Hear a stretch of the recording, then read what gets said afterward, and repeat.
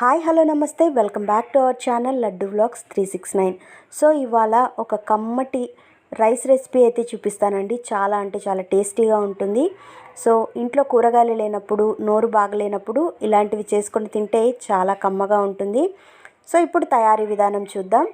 ఒక mixie jar తీసుకున్నాను. అందులో ఎండు కొబ్బరి తీసుకొని ఇలా చిన్న చిన్న ముక్కలుగా కట్ చేసుకొని వేసుకుంటున్నాను. అలాగే ఒక హాఫ్ టీ స్పూన్ జీలకర్ర అయితే యాడ్ చేశాను.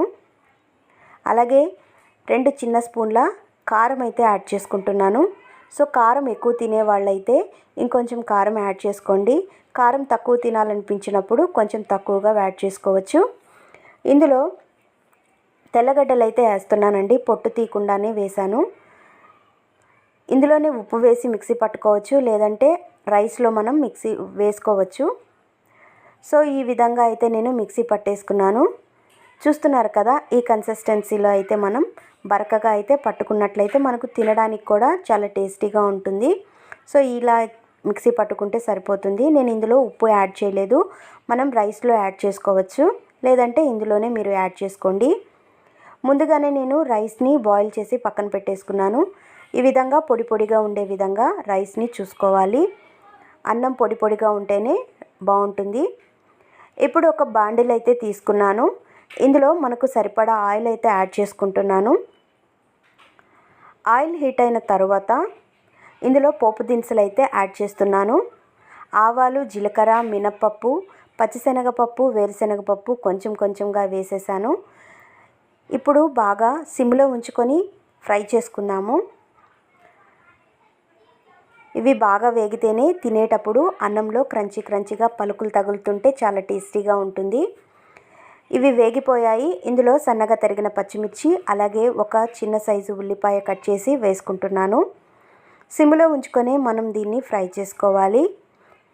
అప్పుడే మనకు ఆనియన్స్ అలాగే పచ్చిమిర్చి బాగా ఫ్రై అవుతుంది.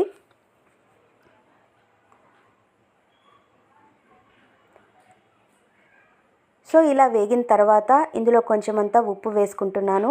మనం రైస్ ఎంత తీసుకుంటున్నామో ఆ రైస్ని బట్టి సాల్ట్ అయితే వేసుకోవాలి. అలాగే కొంచెం అంత పసుపు కూడా యాడ్ చేస్తున్నాను. సో మొత్తం అంతా మనం మిక్స్ చేసుకుందాము. ఉప్పు పసుపు వేసిన తర్వాత ఒక 2 నుంచి 3 నిమిషాలు మనం బాగా సిమ్లో ఉంచుకొని ఫ్రై చేసుకోవాలి. ఇప్పుడు ఇందులో మనం ముందుగా పొడి చేసి పెట్టుకున్న కొబ్బరి మిశ్రమాన్ని యాడ్ చేసేస్తున్నాను. సో ఈ విధంగా మనకు ఎంత రైస్ ఉంటే దానికి సరిపడా కారం అయితే తీసుకోవాలండి. సో నేను తీసుకున్న రైస్కి ఇదైతే సరిపోతుంది. సో ఇప్పుడు ఇది మనం యాడ్ చేసేద్దాము ఉల్లిపాయ మిశ్రమంలో. ఈ కొబ్బరి పొడి వేసిన తర్వాత ఒక 2 నుంచి 3 నిమిషాల పాటుగా మనం వేగించుకుంటే సరిపోతుంది. ఎందుకంటే మనకు కొబ్బరి తొందరగా ఫ్రై అయిపోతుంది కనుక ఒక 2 నుంచి 3 నిమిషాలు వేయించుకుంటే సరిపోతుంది. ఈ ప్రాసెస్ అంతా మనము సిమ్లో ఉంచుకొనే చేసుకోవాలి. మనకు ఇది రెడీ అయిపోయింది. ఇందులో ఇప్పుడు రైస్ యాడ్ చేసేస్తున్నాను. మనం రైస్ వండుకునేటప్పుడు కొంచెం ఆయిల్ వేసుకున్నట్లయితే కనుక అన్నం మనకు పొడి పొడిగా అయితే వస్తుంది. ఈ అన్నం అంతా బాగా మిక్స్ అయ్యే విధంగా కలుపుకోవాలి.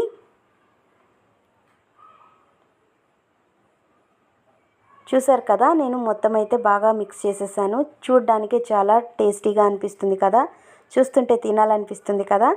సో మనకు చాలా టేస్టీగా అయితే ఉంటుంది. చిన్న వాళ్ళ దగ్గర నుంచి పెద్ద వాళ్ళ దగ్గర దాకా ఎంతో ఇష్టంగా అయితే తింటారు. లంచ్ బాక్స్లోకి అయితే చాలా బాగుంటుంది. ఒకసారి మీరు కూడా ట్రై చేయండి. ఇంట్లో అందరూ కూడా ఎంతో ఇష్టంగా అయితే తింటారు. ఇంట్లో కూరగాయలు లేనప్పుడు, అర్జెంటుగా బయటికి వెళ్ళాలి, ఏదన్నా చేసి పంపించాలి, ఏదన్నా తొందరగా తినాలి అనుకున్నప్పుడు ఇలాంటి రెసిపీస్ అయితే ట్రై చేయండి. ఇవన్నీ మన ఇంట్లో ఉండే ఇంగ్రీడియంట్సే కాబట్టి మనకు ఈజీగా చేసుకోవడానికి వీలవుతుంది. ఆకలేసినప్పుడు త్వరగా ఏదో ఒకటి చేసేసుకోవడానికి వీలవుతుంది. సో ఫ్రెండ్స్, చూసారు కదా, వీడియో నచ్చిందని అనుకుంటాను. వీడియో కనుక నచ్చినట్లయితే లైక్ చేయండి, షేర్ చేయండి, సబ్స్క్రైబ్ చేసుకోండి. మంచి వీడియోస్తో మీ ముందుకు వస్తాను. Thank you for watching friends. Thank you.